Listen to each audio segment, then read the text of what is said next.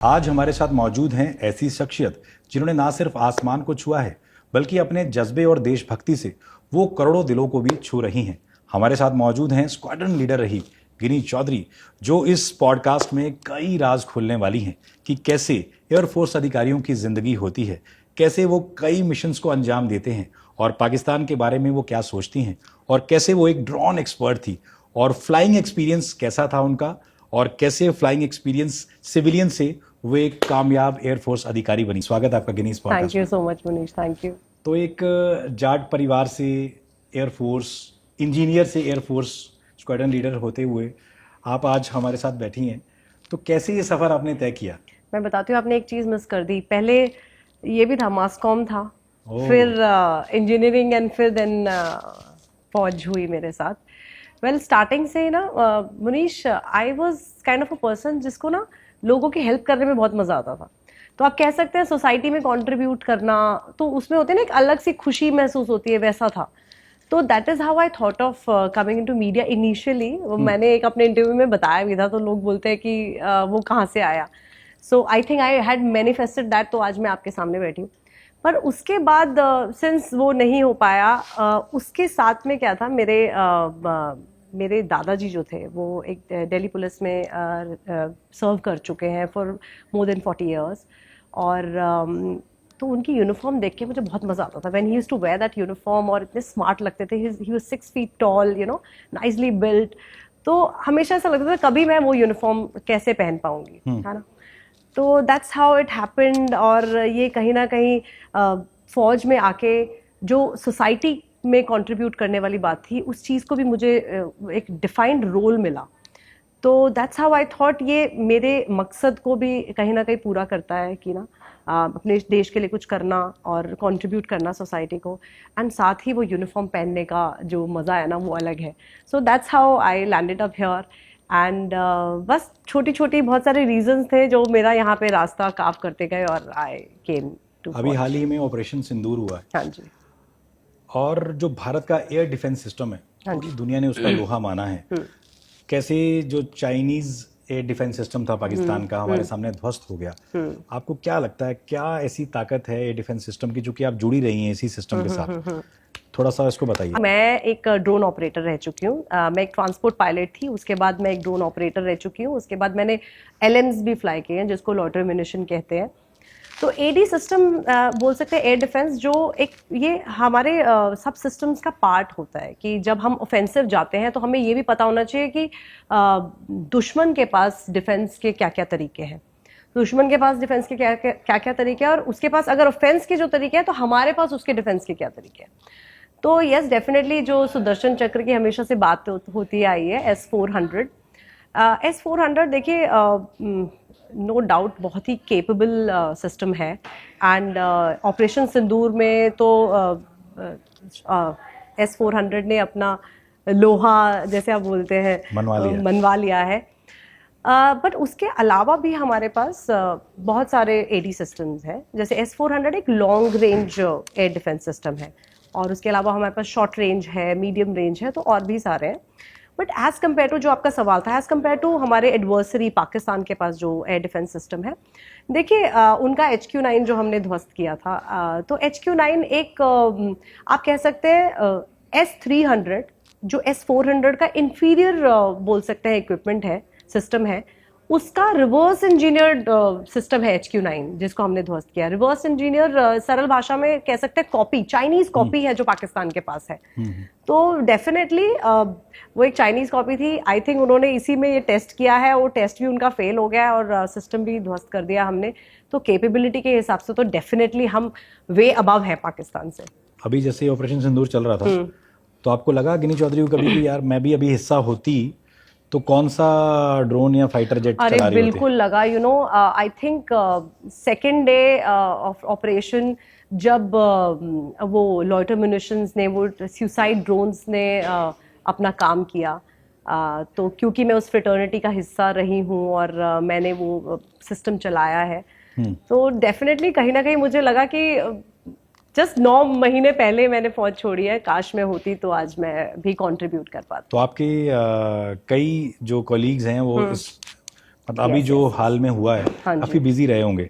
बिल्कुल बिल्कुल। तो अभी तो जैसे जंग जैसे हालात थे, तो दुश्मन के एरियाज में क्या चल रहा है, बॉर्डर तक जो ड्रोन उड़ाते हैं, तो आपका एक्सपीरियंस कैसा रहा है, मतलब जो ड्रोन आपने उड़ाया होगा? देखिए जैसे कि हमारे भारत के पास जिस जिस तरह के ड्रोन्स हैं, जो कैपेबिलिटी है, वो मैं यहाँ पे इतना नहीं बता पाऊंगी विस्तार में, पर यस हमारे पास जो ड्रोन्स हैं वो एक इंटेलिजेंस सर्विलेंस वाले ड्रोन्स भी हैं, जो बॉर्डर्स पे जिनकी पोस्टिंग्स हैं, और हमारा रूटीन रहता है कि हम वहाँ से इंटेलिजेंस गैदर करते हैं अपने ही देश में, अपने ही क्षेत्र में रह के हम उस तरफ देखते हैं कि वहाँ पे क्या चल रहा है, क्या प्रतिक्रिया हो रही हैं, तो वो सब देखते हैं, तो वो हम इंटेलिजेंस आपकी गैदर पोस्टिंग करते कहाँ हैं। कहाँ रह चुकी है?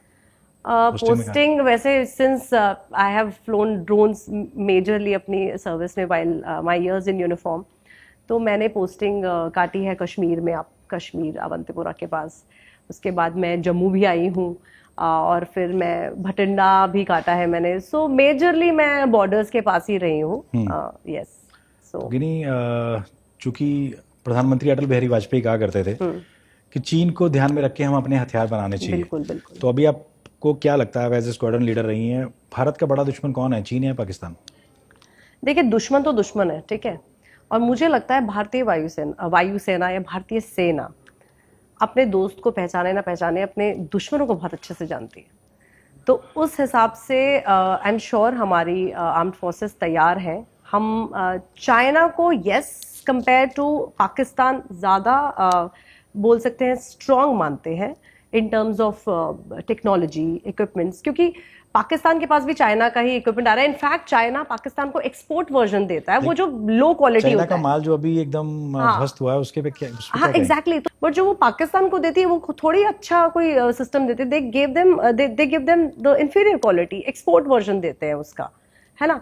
तो डेफिनेटली इफ कंपेयर करेंगे है तो दोनों दुश्मन। इंडियन एयरफोर्स को दुनिया की सबसे ताकतवर एयरफोर्स में से एक One माना of the- जाता है। yes, yes, definitely. हमारे सामने अब क्या चाइना भी सोचने लगा होगा ऑपरेशन सिंदूर के बाद हाँ। कि भैया इनका तो सेंट्रल जो डिफेंस सिस्टम है बहुत स्ट्रांग है, इनके पास S-400 है, कहाँ टिकती है अब हमारे सामने पाकिस्तानी एयरफोर्स और चाइनीज एयरफोर्स?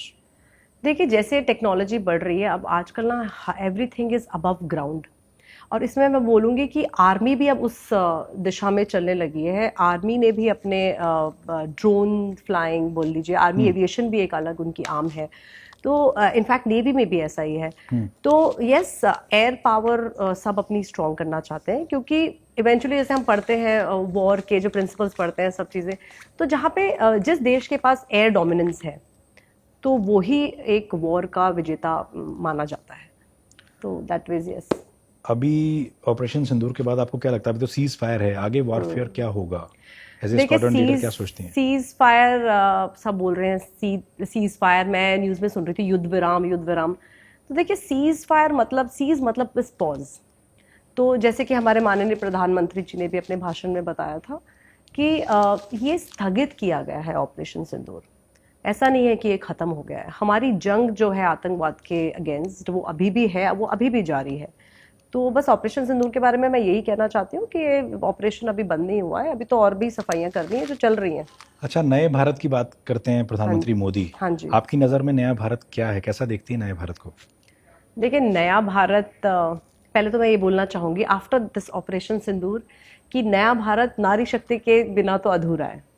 दूसरा जो सबसे इम्पॉर्टेंट चीज़ आफ्टर दिस ऑपरेशन सिंदूर, जैसे हम बोलते हैं ना, हर वॉरफेयर, हर कॉन्फ्लिक्ट के बाद हमारे पास कुछ लेसन्स लर्न होते हैं कि हमने क्या सीखा इससे, क्या गलतियाँ रही या क्या अच्छा किया, क्या हमें आगे वैसे ही करते रहना है। तो उसमें एक चीज़ बहुत इंपॉर्टेंट आई है जिसको हम बोलते हैं, हमारे प्रधानमंत्री बोलते आए हैं आत्मनिर्भर भारत। तो आप देखिए किस तरह से हमारे इंडिजिनियसली प्रोक्योर्ड जो सिस्टम्स थे उन्होंने कितना अच्छा परफॉर्म किया है इसमें ऑपरेशन सिंदूर में। आप उसमें आप ब्रह्मोस ले लीजिए अपना, और उसमें इनफैक्ट कुछ ड्रोन्स भी, इंडिजिनियसली प्रोक्योर्ड ड्रोन्स भी इस वॉरफेयर में यूज़ हुए हैं।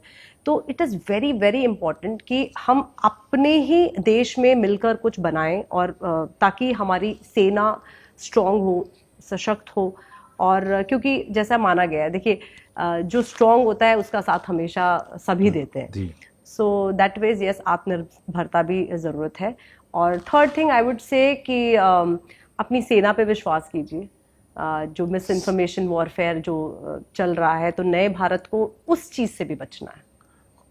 एक सवाल अक्सर उठता है कि 1962 में तब के प्रधानमंत्री थे नेहरू, हाँ जी। उन्होंने इंडियन एयरफोर्स का यूज नहीं किया था। अच्छा। कई विशेषज्ञ कहते हैं अगर उस वक्त भी एयरफोर्स का यूज किया गया होता तो हालात कुछ और होते और चीन बुरी तरह हारता। भले उसके पास पैदल सेना ज्यादा थी, लेकिन एयरफोर्स इंडिया की बहुत स्ट्रांग रही है इंडिपेंडेंस के बाद से अभी तक। क्या लगता है आपको? देखिए मनीष, इस पे अभी इस टाइम पे मेरा कमेंट करना, क्योंकि उस टाइम मैं फौज में आई थिंक तो मैं तो बॉर्न भी नहीं हुई थी, although we have read about our previous history, wars and everything, so I won't be able to comment much on that, but उस टाइम पे क्या सिचुएशन रही हुई, क्या स्ट्रैटेजी थी, कौन लोग थे स्ट्रैटेजी में, that is a different thing. But yes, definitely her war से, हर ऐसी संघर्ष की सिचुएशन से, आपदा की सिचुएशन से हम कुछ ना कुछ सीखते हैं। तो अगर आप देखेंगे कोई भी वॉर सिमिलर नहीं रहा होगा। 47 में जो हुआ है वो 65 में नहीं हुआ, जो उसमें वो 71 में नहीं हुआ। So you know, as a country we are improving and progressing, तो वो ज़्यादा इंपॉर्टेंट है यहाँ पे। अच्छा, आप जाट हैं, वो भी यूपी वाले, तो कभी किसी रिश्तेदार ने ये नहीं कहा कि छोरी को कहाँ एयरफोर्स में भेजा जा रहा है, आपके फादर से या? नहीं, जाटों में तो आई थिंक सबसे ज्यादा लोग यूनिफॉर्म देख के बहुत खुश होते हैं। And I believe my parents, they have been so supportive. In fact मेरी सिस्टर भी, जैसे मैंने बताया भी था एक इंटरव्यू में कि हाँ, she is an air hostess, she is still serving, है ना। तो हमें बहुत ही सपोर्ट मिला है फैमिली की तरफ से। और आई थिंक अब तो फौज में बहुत सारी हैं जाटों की लड़कियां, तो मैं अकेली नहीं हूँ, there are so many of them. तो ऐसा कुछ मैंने नहीं महसूस किया। अच्छा, आपको देखकर भारत की आधी आबादी है महिलाओं की, वो जो लड़कियां प्रेरित हो रही होंगी, अभी देख रही हैं आपको, उनको आप क्या मैसेज देंगी गिनी चौधरी की, कैसे आप एयरफोर्स में आ सकती हैं, उसके लिए क्या करना होगा उनको? ओके, अच्छा, तो एयरफोर्स में आने के लिए मैं पहले आपको एक चीज़, जो हम फौज, बहुत ही सिंपल सी चीज़ है बट फौज में ना वो बेसिक है और वो हमें सिखाते हैं, मैं उसी हिसाब से आपको बताऊंगी। सबसे पहली बात, आपका लक्ष्य आपको पता होना चाहिए। आपको क्या ज्वाइन करना चाहते हैं? आप आर्मी में जाना चाहते हैं, एयरफोर्स में, नेवी में, आप कौन सी ब्रांच में जाना चाहते हैं? जैसे कि मैं फ्लाइंग ब्रांच में एक पायलट रही हूँ, बिकॉज मेरे पास पायलट बनने के लिए एक फिजिक्स और मैथ्स की ज़रूरत होती है, आवश्यकता होती है 12th में, तो मेरे पास थी, तो वो गोल्स अलाइन हुए, तो मैं उस तरह से इस ब्रांच के लिए ऑप्ट किया। तो पहले आपको अपना लक्ष्य तय करना है कि आप कौन सी ब्रांच या कौन सी सर्विस में सर्व करना चाहते हैं। उसके बाद उस लक्ष्य के प्रति आपका hard work is very very important. हमें लगता है कि हम सोचते हैं कि अरे ये तो अब तो मेरे पास फिजिक्स मैथ्स नहीं है, मैं पायलट नहीं बन पाऊंगी, बट ऐसा कुछ नहीं है। देयर अदर ब्रांचेस, देयर बहुत अलग शाखाएं हैं फौज में जो आप ऑप्ट कर सकते हैं। उसके बाद तीसरी चीज़ ये है, जो है कंसिस्टेंसी, जिसको हम अपने फौज में बोलते हैं डिसिप्लिन। अगर कंसिस्टेंसी नहीं है तो वो लक्ष्य का और उस मेहनत का कोई फायदा नहीं है। तो दैट वेज, एंड अभी because this is new generation, internet पे सारी इंफॉर्मेशन अवेलेबल है। एनडीए में लड़कियां जा रही हैं, थोड़ा सा वो भी बता दीजिए। बिल्कुल, देखिए हमारे टाइम पे तो एनडीए होता ही नहीं था ना, तो अब तो आफ्टर 12th आपको 12th के बाद ही अपना गोल पता है, मतलब ग्रेजुएशन भी आप वहीं पे, आपको सीधा, आपको रास्ता आपके लिए बिल्कुल कार्व कर दिया गया है। Just have to follow that path, dedication के साथ वो पाथ फॉलो करना है। तो yes, definitely I think women girls who are joining NDA, they are very lucky कि उनको पहले से ही अपना रास्ता पता है, अपना लक्ष्य पता है कि किस तरफ जाना है, बस मेहनत करनी है। चलिए, कुछ फैमिली में कौन कौन है आपके? फैमिली में मेरे फादर, मदर, अच्छा अब तो शादी हो गई, तो I have my husband, I have 2 kids, मेरे इन लॉज हैं, और मेरे वैसे बड़ी सिस्टर है, छोटा ब्रदर है, तो ये सब है मेरी फैमिली। तो सब दिल्ली एनसीआर में ही है? हाँ जी, my parents are here only, Delhi में ही रहते हैं वो, और मेरे जो ससुराल है वो मुंबई में है। मैं कई जगह देख रहा था, सब कुछ दिया, यानी आपको लाइफ पार्टनर भी एयरफोर्स से मिला है? हाँ जी, लाइफ पार्टनर भी एयरफोर्स ने दिया है, लकीली। Yes yes. तो अभी क्या करते हैं आपके husband? My husband is still serving, वो अभी भी वायुसेना में है। अच्छा, फ्लाइंग का कोई एक्सपीरियंस, जैसे आपने कहा आपके पति भी इंडियन एयरफोर्स में थे, हैं अभी भी, वो आप नहीं हैं अभी, तो पहली बार मुलाकात आपकी उनसे हुई, तो क्या फ्लाइंग, मैंने कहीं सुना आपको कहते हुए कि कुछ ऐसा एक्सपीरियंस था जो आप देखकर कुछ फैन हो गए थे उनके? नहीं, nothing like that, but yes, when I first met him, it was the aeroplane where we met him, where I met him.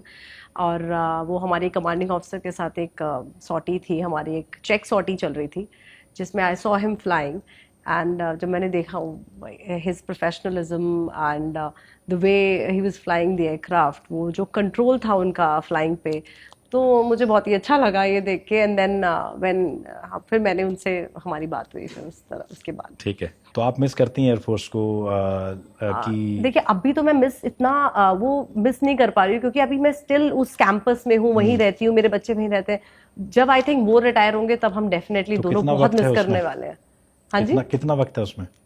अब पता नहीं, अब उनका जितना एंगेजमेंट बचा है वो उस हिसाब से। अभी आपको लगता है कि जैसे आपने 12 साल के अराउंड हाँ जी सर्व किया किया हुआ है। है, तो टोटल 14 इयर्स आप लगा सकते हैं विद माय ट्रेनिंग। मैं 2010 जुलाई में आई थी। अच्छा, ट्रेनिंग की कोई याद? क्योंकि कहा जाता है कि ट्रेनिंग बहुत टफ होती है, स्पेशली जो इंडियन एयरफोर्स की ट्रेनिंग है उसमें एक टेस्ट है, अगर वो आप क्लियर ना करें पायलट। अच्छा, वो मैं आपको वो बताती हूँ, टेस्ट। वो ट्रेनिंग नहीं है, वो है हमारा सिलेक्शन प्रोसीजर।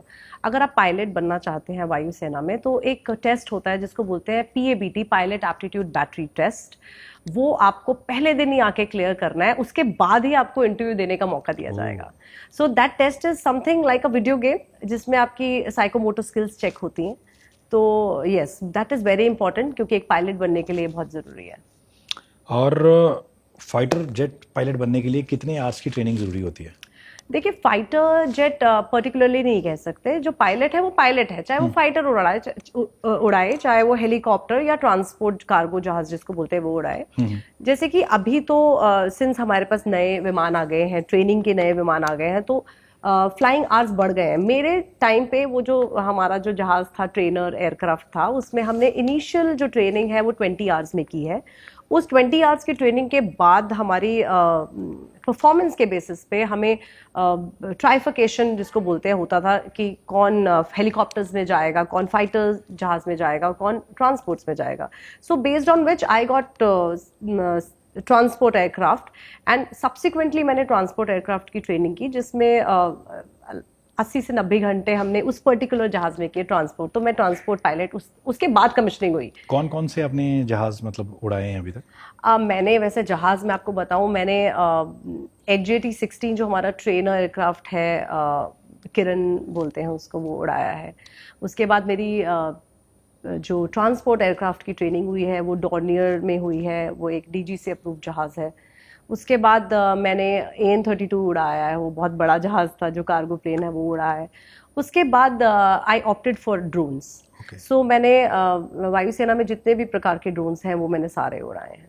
फिर उसके बाद यस लॉयटर म्यूनिशन, एंड उसके बाद मैं रिटायर हुई। और ड्रोन्स के ऊपर बात करें तो भारत के ड्रोन्स ने पाकिस्तान को काफी नेस्तनाबूद किया हाँ, अभी ऑपरेशन सिंदूर में। बिल्कुल किया। तो आपको हमारे ड्रोन्स दुनिया में वन ऑफ द बेस्ट हैं, क्योंकि आप तो जुड़ी रही हैं उनके साथ। देखिए डेफिनेटली हम अपने, जब ऐसी सिचुएशन आती है ना, तो हम अपने कंपैरिजन होता है अपनी एडवर्सरीज के साथ। तो डेफिनेटली एडवर्सरीज के कंपेयर में तो हम बहुत ही स्ट्रांग है, बट अभी भी there is a scope to improve, there is a scope, वो इंडिजिनियसली बनाने का स्कोप है। बिकॉज आप देखिए ड्रोन्स इज द फ्यूचर, वही अब इवेंचुअली फ्यूचर होगा। इनफैक्ट एक नई टेक्नोलॉजी भी अब आ रही है आजकल, जिसको बोलते हैं मम्टी, मैन्ड अनमैन्ड टीमिंग, जिसमें आप देखिए एक फाइटर एयरक्राफ्ट, एक फाइटर पायलट होगा, वो जहाज में, फाइटर जहाज में होगा, और वो ऊपर से ही ड्रोन को उड़ाएगा। तो समझिए, तो ये तो आज यहाँ टेक्नोलॉजी पहुंच गई है। तो डेफिनेटली स्कोप बहुत ज़्यादा है, और आई थिंक सब कर भी रहे हैं। हमारी बहुत सारी इंडिजिनियसली प्रोक्योर्ड देयर कंपनीज जो ड्रोन्स बना रही हैं। तो आपने पहली बार एयरक्राफ्ट में बैठी होंगी इंडियन एयरफोर्स के, तो आपका एक्सपीरियंस क्या था? अगर कोई आपको सुन रहा हो जिसने एयरफोर्स ज्वाइन करनी है, वो सुनना अच्छा ठीक है, मैं बताती हूँ आपको। मैं पहली बार, देखिए पहले तो सबसे पहले you sit with your instructor. तो इंस्ट्रक्टर आपके साथ बैठते हैं इधर, और आप फ्लाई कर। एक्सपीरियंस आपको याद हो, कुछ शेयर करना? मुझे एक्सपीरियंस याद है मेरे सोलो सॉटी का, जब आफ्टर सर्टेन फ्लाइंग आवर्स आप सोलो क्लियर होते हो कि हाँ भाई अब this cadet is ready for solo flying, way solo flying करने जा सकती है, जा सकता है। तो जब आप सोलो फ्लाइंग करते हैं, क्योंकि बहुत सारे टाइम से जितने भी आप फ्लाइंग आवर्स कर रहे हैं, you are with your instructor, तो हमें पता है इंस्ट्रक्टर तो है, कुछ गड़बड़ होगी तो वो देख लेंगे। But when you go solo and when you see कि यहाँ पर कोई नहीं बैठा है हमारे साथ में, तो वो जो फीलिंग होती है, तब बटरफ्लाइज क्या मतलब, एक बहुत ही मैं I can't express that feeling. एक डर भी होता है कहीं ना कहीं, एक रिस्पॉन्सिबिलिटी वाली फीलिंग आती है कि अब सब कुछ जो है वो मेरे हाथ में है, जैसे कि दुनिया मेरे हाथ में, पूरा आसमान मेरे हाथ में, अब मैं ही इसको जैसे चाहूँ उड़ाऊं, और ऑब्वियसली विद सेफ्टी। तो yes, that feeling was really good. I still remember 30th अप्रैल, मतलब डेट याद है मुझे, 30th अप्रैल 2011 को कहाँ मेरी से कहाँ फर्स्ट। तक आपने किया था? नहीं, वो एक्चुअली लोकल फ्लाइंग एरिया में ही flying। होती है। तो सो कुछ प्रेयर भी करते हैं पायलट्स, या से आपका क्या पर्सनल एक्सपीरियंस था ऐसा? प्रेयर, या अच्छा, this is new to me. Prayer, yes, हम अपने वैसे प्रेयर करते हैं, बट देन अब प्रेयर वही है जो अपने इंस्ट्रक्टर को बस देख के जाना होता है। सॉटी पे जाओ अगर आप, तो बस इंस्ट्रक्टर के पाँव छुओ या जो भी है, ब्लेसिंग्स उनकी लो, दैट इज इनफ। कई कमेंट्स हम लोग देखते हैं, लोग कहते हैं हम एयरफोर्स ज्वाइन करना चाहते हैं सर, बड़े यंगस्टर्स हैं, कोई 16 साल का है, कोई 18 साल का है, लेकिन इसमें पूछते हैं कि क्या पे अच्छी मिलेगी हमें?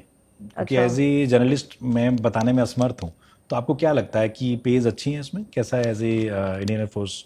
देखिए, मैं हमेशा से बोलती आई हूँ कि जो फौज है वो एक उसको हम करियर की तरह नहीं देखते हैं, ये एक अलग ही एक्सपीरियंस है। मैं आपको बताऊं, मुझे आज भी सबसे ज़्यादा, ऑल्दो मेरे हस्बैंड, मैं अभी दिल्ली में हूँ, बट मुझे हमेशा से वो दिन याद है जब मैं अवंतीपुरा थी, जब घर से बाहर निकल के स्नो पड़ रही है, या ऐसे कोई डिफ़िकल्ट स्टेशंस थे, बट वो आपको हमेशा याद रहते हैं।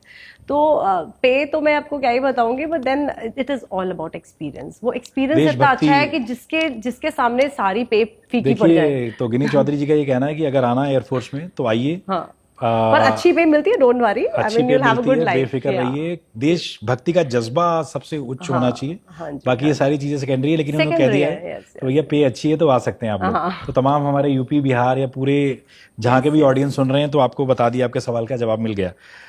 आपकी बहन एयर होस्टेस है, हाँ तो जी। आपको प्रेरणा एयर फोर्स में जाने की सबसे पहले उन्हीं से मिली, या? नहीं, उनसे मैं बताती हूँ, मैं जैसे बताती हूँ ना कि मेरी हर चीज़ ना अलाइन मैंने कैसे अपने गोल को किया। ऑल्दो मैं इंजीनियरिंग कर रही थी, बट उस टाइम भी I remember somebody asked me what do you want to become, तो मैंने कहा I want to become a pilot, and somebody laughed at me कि फिर इंजीनियरिंग क्यों कर रही है करके ना।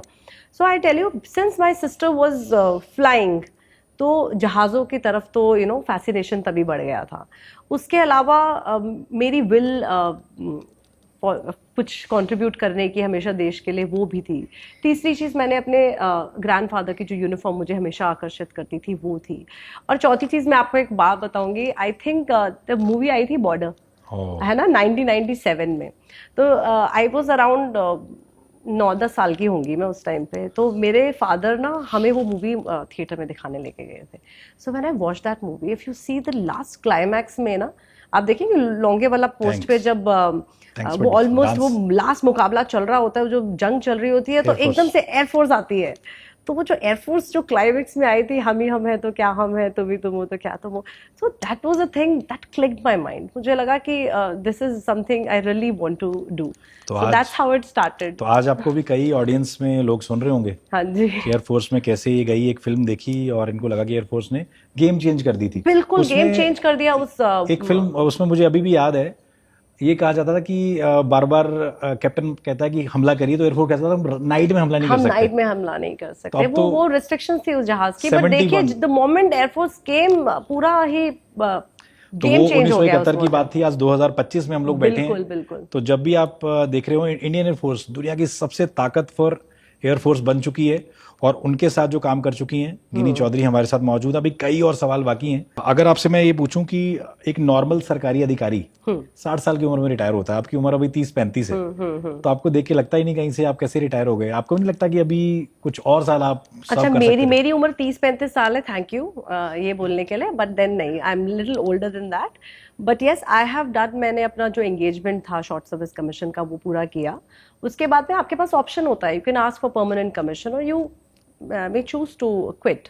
So I did not choose to continue because of other family commitments. But yes, अभी मुझे लगता है मैं मिस तो करती हूँ definitely। तो आगे क्या करेंगे? अभी आप क्या करना चाहते हैं अगले 5-10 साल में?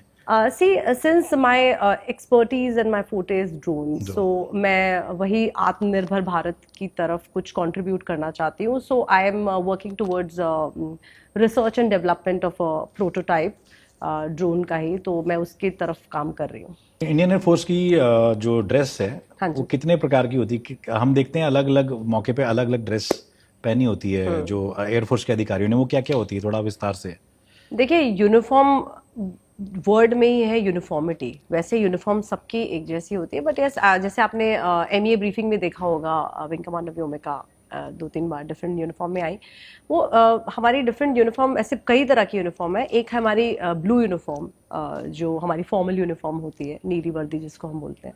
उसके अलावा ओवरऑल्स होते हैं, वो जो हमारी वर्किंग यूनिफॉर्म है। उसमें जैसे अगर हम फ्लाइंग के लिए जाते हैं या हम नॉर्मल रेगुलर बेसिस पे जो अपने दिनचर्या में जो काम करते हैं, उसमें हम वो ओवरऑल्स पहनते हैं। तीसरा, आपने एक कॉम्बैट यूनिफॉर्म देखी होगी, वो डिजिटल प्रिंट वाली combat. Combat is basically camouflage होने के लिए, जब वॉर लाइक सिचुएशन में आप फॉरवर्ड एरिया में जाते हैं तो then you wear that combat uniform. उसके अलावा भी कई यूनिफॉर्म है, आपकी ड्रेस मेस में पहनने वाली uniform, and then the ceremonial uniform. तो बहुत सारी अदर यूनिफॉर्म है, बट ये 3 तो मेजर हैं जो मैंने आपको बताई। एक सवाल आम पब्लिक के जहन में एज ए जर्नलिस्ट मेरे भी उठ रहा है कि आपको क्या वैसी ट्रेनिंग भी कराई जाती है जैसे वॉर टाइप? आप प्लेन लेके गए, आप दुश्मन के एरिया में, फॉर एग्जांपल फाइट में आप नीचे उतर गए, जैसे अभिनंदन उतरे थे, तो वैसी तैयारी होती है कि 1-on-1? देखिए, 1-on-1 यस, सारी हर चीज़ की तैयारियां होती है। जैसे कि हमारे यहाँ ना एक we have lot of courses training, जिस एक मैं आपको एग्जांपल दे सकती हूँ। जैसे कि एक कोर्स होता है जंगल एंड स्नो सर्वाइवल। उसमें क्या होता है, पायलट्स जाते हैं, उनको वही सिचुएशन दी जाती है कि व्हाट इफ आप एक जंगल में लैंड करें, तो अपनी पायलट किट में से आप क्या क्या चीज़ें यूज़ करेंगे, टेंट कैसे बनाएंगे, कैसे आप सिग्नल देंगे हेल्प के लिए, और उसी तरह से स्नो में होगा तो कैसे करेंगे, उसी तरह से सी में अगर ऐसी सिचुएशन आए तो कैसे करें। ये हमें ये सारी ट्रेनिंग दी जाती है। और दुश्मन के इलाके में अगर आप पकड़े भी जाएं तो हाँ, कैसे यस यस behave यस, करना है? हाँ जी, वो सारी ट्रेनिंग और हमें बताया जाता है। इजेक्ट करने पर कई सवाल जहन में आते हैं। हमने देखा है कि कई बार खबर आती है कि पायलट था, नागरिक आबादी को बचाने के लिए उसने ऐसी जगह क्रैश, मतलब प्लेन को गिराया जहां नागरिक आबादी को नुकसान ना पहुंचे, लेकिन उसमें उसकी खुद की जान चली गई। तो इजेक्ट करने का क्या क्या उसमें प्रोसीजर और क्या क्या होता है? देखिए, इजेक्ट करने के रीजंस बहुत हो सकते हैं। आपके जहाज में कोई तकनीकी खराबी आ गई है, आपके एयरक्राफ्ट कहीं हिट हुआ है, या वेरियस सिचुएशंस। तो जब भी हम अपने मिशन के लिए जाते हैं, तो हम जो भी मिशन है उसमें हम एक अपना टर्मिनेशन पॉइंट बोल लीजिए, एक पॉइंट ज़रूर रखते हैं कि in case of any emergency, जहाँ पे कम आबादी का जो जगह है, उस तरफ हम अपने जहाज को मोड़ेंगे और वहाँ पर जाके इजेक्ट करेंगे। तो दैट इज़ इट। तो वो ब्रीफिंग का पार्ट होता है। तो that way generally pilot main आबादी के एरिया को छोड़ के उस जगह पे जाते हैं। तो कोई ड्रोन मिशन जो आप हमसे शेयर कर सकते हो, मतलब ऐसा आपका ड्रोन मिशन जो आपको कुछ असाइनमेंट दिया गया हो, जो आपने पूरा किया हो, उसके बाद आपको लगा हो कि मैंने ये पूरा किया?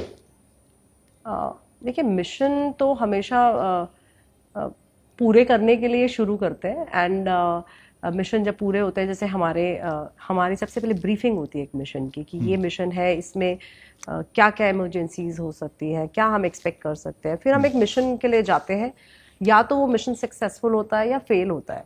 But when we come back, तो उसकी एक डीब्रीफ होती है कि इसमें हमारी क्या क्या गलतियां रही, हमने क्या अच्छा किया, आगे के लिए क्या लेसन्स लर्नड है, तो क्या हमने मिस्टेक्स मेड, और ये सब जो मैंने बताया आपको। तो इस तरह से एक मिशन को पूरा अंजाम दिया जाता है। आपका ये सबसे टफेस्ट कौन सा रहा मिशन, अगर आपको कुछ याद हो, शेयर करना चाहें? सो डिफिकल्ट नहीं बोल सकते, यस, चैलेंजिंग बोल सकते हैं, और इंटरेस्टिंग मिशंस जो मैंने अपनी during my posting in Awantipora ही देखे हैं, because that was a counter terrorism and counter insurgency area. तो वहाँ पे आर्मी के कुछ ना कुछ मिशंस होते रहते थे। तो जब आर्मी के साथ कोऑर्डिनेशन में हम लोग अपने ड्रोन फ्लाइंग करते थे, तो वो मिशंस मैंने बहुत देखे हैं, जिसमें बहुत ही मज़ा आया है, क्योंकि वो रात से दिन तक कभी कभी कन्वर्ट हो जाते थे। तो we used to stay there during the night. तो अच्छा था वो। कश्मीर में पोस्टिंग में आप अकेले थे या आपकी फैमिली आपके साथ? नहीं, मैं अपने हस्बैंड के साथ को-लोकेटेड थी, because since my husband is also in the same field, तो वी वर सर्विंग टुगेदर। तो आपके बच्चे अभी कितने ईयर्स के हैं, लोग माय जानना? एल्डर वन इज, जो बड़ा बेटा है वो 6 साल का है, और छोटा बेटा 9 महीने का है। तो आपने शुरू में कहा था कि आप एक ज़माने में मास कम्युनिकेशन के थ्रू एक जर्नलिस्ट बनना चाहती थी। हाँ, अब आप आधी जर्नलिस्ट बन चुकी हैं आई कई। होप। तो आगे अगर आने वाले टाइम में कोई ओटीटी या कोई फिल्म, शॉर्ट फिल्म आपको कहे कि हमें ऐसी बनानी है जिसपे आप महिलाओं के लिए कुछ कर सकें, मैसेज दे सकें, तो आप उसके लिए रेडी होंगे? यस डेफिनेटली, अगर वो मुझे कुछ लगेगा कि सोसाइटी के लिए वैल्यू एडिशन है उस बात की, तो definitely I would like to take opt for it, but let's see, अभी तो ऐसा कुछ हुआ नहीं है तो I won't be able to comment. तो इंडियन एयरफोर्स को जब आप मिस करती हैं अभी अपने कॉलीग्स को, या जो आप कर रही हो हाँ थी, जी। तो क्या करती हैं फिर आप? नहीं, मेरे कैसे याद फ्रेंड्स करती हैं? We are still in touch, और कुछ मेरे कोर्समेट्स हैं जिन्होंने मेरे साथ ही फौज छोड़ी है, तो हम लोग अपने आगे सेकेंड इनिंग्स की तैयारी कर रहे हैं, तो हम सब लोग we are a family actually. वो ना, आप हमें फौज से निकाल सकते हैं बट फौज हमारे अंदर से नहीं निकाल सकते, ये तो है।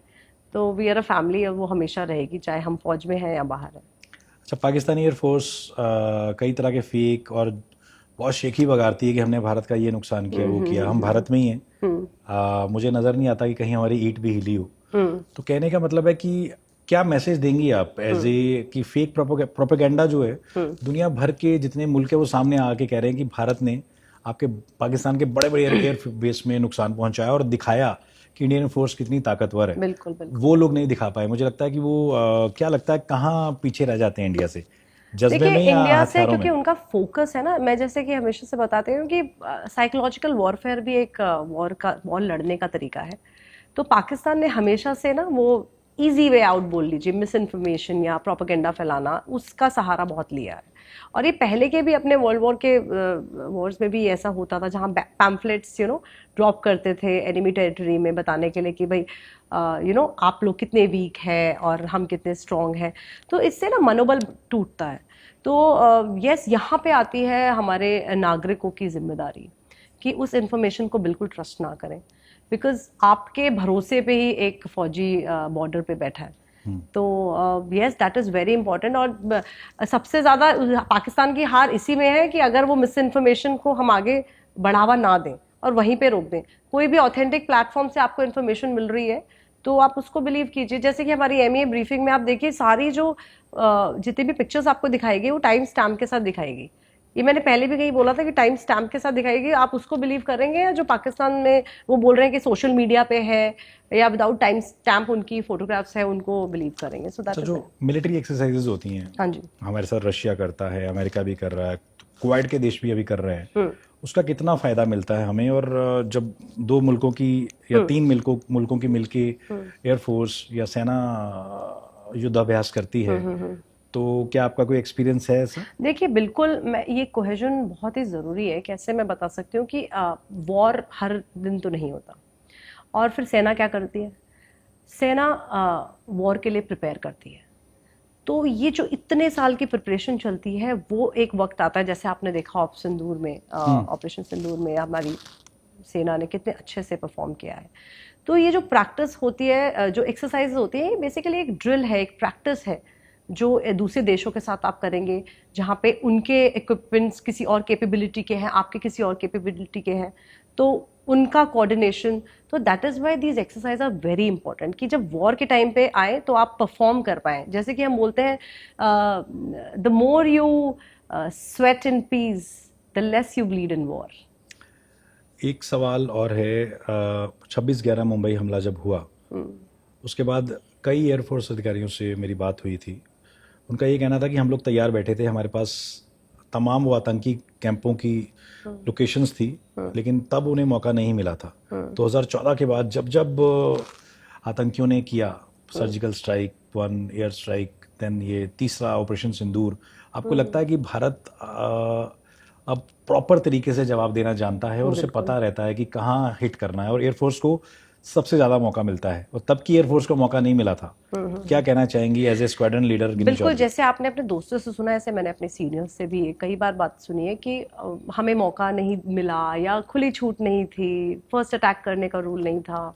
देखिए, ऑपरेशन सिंदूर एक जीता जागता एग्जाम्पल है, जहाँ पे हम डिफेंसिव नहीं रहे हैं, ऑफेंसिव भी रहे हैं अपने एक्शंस में। वो बाद में एस्केलेशन उनकी तरफ से हुआ, that was a different thing, but हम अपने एक्शंस में हमने अपने एडवर्सरी को, अपने दुश्मन को ये बता दिया कि हमारी कितनी कैपेबिलिटी है, हम कितना डेप्थ में अंदर हम सक्षम है जाने के।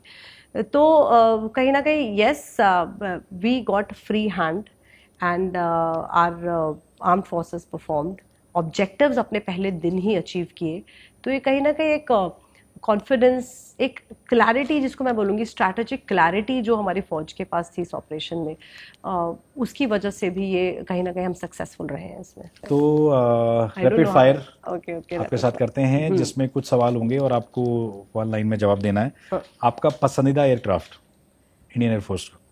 बहुत पुराना है बट मुझे बहुत पसंद है, AN-32। एक शब्द में लीडरशिप की परिभाषा आपकी नज़र में? लीडरशिप की परिभाषा, लीडर वो होता है जो लीड बाय एग्जाम्पल करता है। ऑपरेशन सिंदूर? ऑपरेशन सिंदूर एक ऑपरेशन नहीं, स्टेटमेंट थी जो हमने एडवर्सरीज को नहीं, पूरे दुनिया को बताई थी। आकाश मिसाइल? आत्मनिर्भरता। S-400? Okay, cohesion and strong. Abdul Kalam? Well, उनका एक थॉट याद आता है मुझे, सपने वो नहीं जो आप सोते हुए देखते हैं, सपने वो हैं जो आपको सोने नहीं देते हैं। आपके फेवरेट नेता इस देश में? और PM, प्रधानमंत्री। फेवरेट फिल्म आपकी? Top gun. ब्रह्मोस? अगेन आत्मनिर्भर एंड सशक्त भारत। और पाकिस्तानी एयरफोर्स? प्रोपेगेंडा। चलिए, एक सवाल उठता है, अक्सर जो भी मीडिया को ब्रीफिंग होती थी, हमने देखा व्योमिका सिंह आ रही हैं, हाँ जी, कर्नल कुरैशी आ रही हैं, तो नारी शक्ति जिस तरीके से ऑपरेशन सिंदूर नाम रखा गया, पहलगाम की उन तमाम महिलाएं जिन्होंने अपने पति खोए, ऑपरेशन सिंदूर नाम उनको डेडिकेट किया गया। एज ए महिला आप क्या सोचती हैं, कितना एक तो सटीक नाम था और जिस तरीके से फिर हमारी एयरफोर्स ने और सेना ने इसको अंजाम दिया? बिल्कुल मनीष, ये बहुत ही इमोशनल ऐसे क्वेश्चन है जब आप बोलते हो ना। आई थिंक फौजी भी बहुत ही इमोशनल हो जाते हैं इसको देख के। जो हुआ वो 22 अप्रैल को, जहां 25 महिलाओं ने अपने सुहाग को खोया। तो ऑपरेशन सिंदूर नाम एक बिल्कुल ही सटीक नाम है, क्योंकि एक संकेत नहीं था, एक संदेश था। जिस तरह से हमारी 2 विमेन ऑफिसर्स ने, जो डिफरेंट फेथ की विमेन ऑफिसर्स, उन्होंने ब्रीफिंग कवर की, और जैसा कि वहाँ पर कॉन्ट्राडिक्टरी टू दिस, जैसे वहाँ पे धर्म पूछ के गोली मारी गई थी। तो ये कहीं ना कहीं ये दर्शाता है कि सिंदूर जो है वो एक केवल सुहाग का या श्रृंगार का प्रतीक नहीं है, ये एक अब शौर्य का प्रतीक बन चुका है। तो जो हमारी 2 बहादुर महिलाएं आती थी ब्रीफिंग के लिए, हाँ जी, हाँ जी, उससे इंडिया ने क्या मैसेज दिया पूरी दुनिया को? मैं वही बताना चाहती हूँ कि जिस तरह से उन्होंने उस समय 22 अप्रैल को जो वहाँ पे विमेन थी, जो महिलाएं थी, जिनको उन्होंने कमज़ोर समझा और बोला जाके अपने प्रधानमंत्री को बताना, और धर्म देख के उनके हस्बैंड्स को गोली मार दी। तो मैं ये समझती हूँ कि ये जो 2 विमेन ऑफिसर्स ने ब्रीफिंग कवर की, ये एक मैसेज हमने एक पूरे वर्ल्ड को दिया है कि हमारे देश में नारी शक्ति कितनी, विमेन एम्पावरमेंट कितना है, बढ़ चुका है कि ये आज हमारी विमेन जो है वो फौज में कॉम्बैट रोल्स में है। आप देखिए, फाइटर जहाज उड़ा रही हैं, कॉम्बैट यूनिट की कमांडिंग ऑफिसर्स हैं। तो अब हम वो कह सकते हैं अबला नारी या बेचारा, ऐसा ये सब हमारे देश में नारी को नहीं देखा जाता। This is a progressive nation जहाँ पे नारी शक्ति को इतना इम्पोर्टेंस दिया जाता है कि हमारा नया भारत आज बोल रहे हैं कि नारी शक्ति के बिना अधूरा है। सिविलियन से आप इंडियन एयरफोर्स में गई, क्या क्या चैलेंजेस आपने फेस किए जब आप एक अधिकारी थी, जब आप समाज की तरफ देखती थी, क्या क्या आपने चैलेंजेस फेस किए? देखिए मुनीश, चैलेंजेस तो हर क्षेत्र में है, आप किसी भी फील्ड में जाएं चैलेंजेस हैं, but I would say challenges ऐसे नहीं, क्योंकि ट्रेनिंग क्या होती है हमारी एयरफोर्स में या आर्म्ड फोर्सेस में, इट इज़ इक्वल, चाहे वो मेल ऑफिसर है चाहे वो वुमेन ऑफिसर है। क्योंकि हमारी मशीन को नहीं पता कि उसको, मेरे जहाज़ को नहीं पता कि उसको एक मेल ऑफिसर उड़ा रहा है या फीमेल ऑफिसर उड़ा रही है। तो training wise it was all equal, सब सेम था। बट एक चैलेंज जो मैं बोल सकती हूँ कि समाज की सोच को बदलना, एक छोटा सा चैलेंज जो मुझे आज फौज से निकलने के बाद भी लगता है। बट नॉनदलेस मैंने हमेशा अपनी यूनिफॉर्म को एक कवच की तरह यूज़ किया उस सिचुएशन में, एंड बहुत चेंज करने की कोशिश भी की और कुछ हद तक चेंज भी की लोगों की सोच। एंड आज के टाइम में देखिए, विमेन इन यूनिफॉर्म पूरा हमारा माइंडसेट ही बदल चुका है एक नारी को देखने का। व्हेन वी सी कि इतने करेजियस रोल में यूनिफॉर्म में वुमेन है, फ्रंट लाइन में वो कर रही हैं, कॉम्बैट रोल्स में परफॉर्म कर रही हैं।